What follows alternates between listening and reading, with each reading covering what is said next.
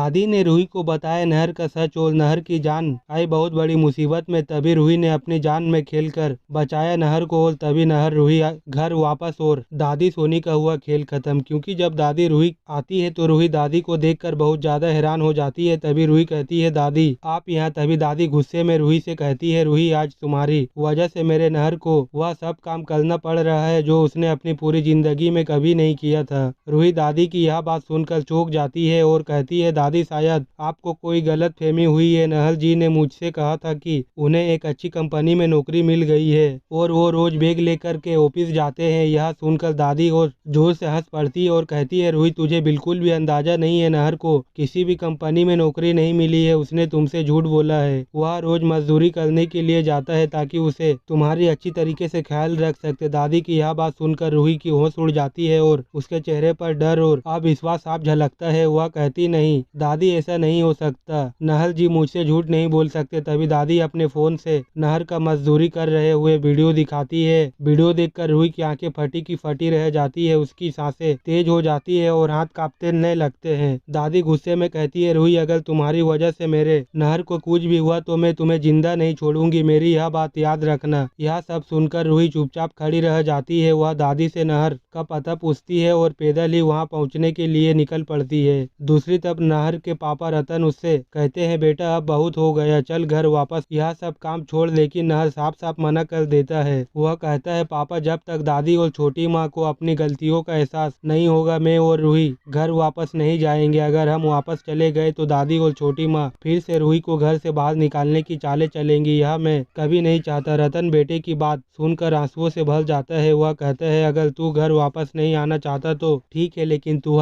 यह मजदूरी का काम नहीं करेगा, मैं तुझे एक अच्छी कंपनी में नौकरी लगवा दूंगा। तभी नहर शंख स्वर में कहता है पापा अभी कुछ दिन मजदूरी करके अपना खुद का काम शुरू करेंगे, आप मेरी चिंता मत कीजिए। मैं और रूही अपने छोटे से घर में बहुत खुश है। यह सुनकर रतन वहां से चले जाते हैं और नहर दोबारा काम में लग जाता है। उसी दौरान नहर कुछ मजदूरों के साथ जमीन के अंदर एक सुरंग में काम करने के लिए जाता है। वहाँ काफी अंधेरा और दम घुटन माहौल होता है, सब मजदूर मेहनत में लगे रहते हैं। तभी अचानक वहाँ सुरंग टूटने लगती है, ऊपर से मिट्टी और पत्थर गिरने लगते हैं। यह देखकर सभी मजदूर घबराकर भागने लगते हैं। नहर भी ऊपर भागता है लेकिन तभी उसे दिखता है कि एक मजदूर सुरंग में फंस गया है। उसकी चीखें सुनकर नहर का पसीना छूट जाता है। वह तुरंत दोबारा सुरंग के अंदर जाता है और उस आदमी को गोद में उठाकर बाहर लाने की कोशिश करता है। चारों तरफ अंधेरा और मिट्टी गिरती रहती है। नहर का दम घुटने लगता है लेकिन वह हार नहीं मानता। धीरे धीरे वह आदमी को लेकर बाहर की ओर बढ़ने लगता है। इसी समय रूही भी वह पहुंच जाती है। जैसे ही वह सुरंग के पास आती है उसे लोग चिल्लाते हुए दिखते हैं कि अंदर सब खतरे में हैं। रूही घबराकर सुरंग की तरफ दौड़ पड़ती है। तभी वह देखती है कि नहर उस सुरंग में फंसा हुआ है। उसकी चीख निकल जाती है नहर जी, लेकिन अचानक से पूरी सुरंग भरभरा कर गिर जाती है और